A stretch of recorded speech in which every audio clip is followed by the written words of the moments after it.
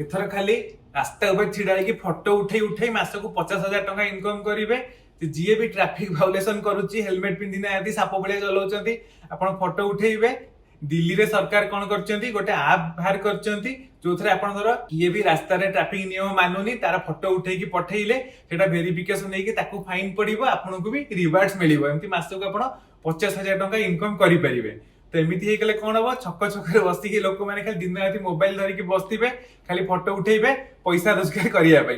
तो ये जदि गोटे जगह सक्सेस हो मत लगुच सबुआडे सरकार कौन करेंगे यही सिस्टम करदे भल जे हाँ लोक पैसा कमेबे खराब है पूरा रिवेंज चक्कर रे आउ प्राइवेसी बेले किसी रही जार फोटो पुओ झील समस्त फोटो खाली उठेकी से आप अपलोड करेंगे आउ अपलोड न गले भी मोबाइल रखीदे। तो आपको कौन लगुच जिनसा ठीक ना नहीं एमती घर बाहर को डरवे घर बाहर 2-3 जन मोबाइल धरी बसते फोटो उठेदेवी सागे सागे। आपण एमती फोटो उठेकी पठेबे कि कमेंट जणातु कि आपण को सांग दिन राति छक ऊपर छिड़ा फोटो उठेबो ताको एटा पठेई दियंतु।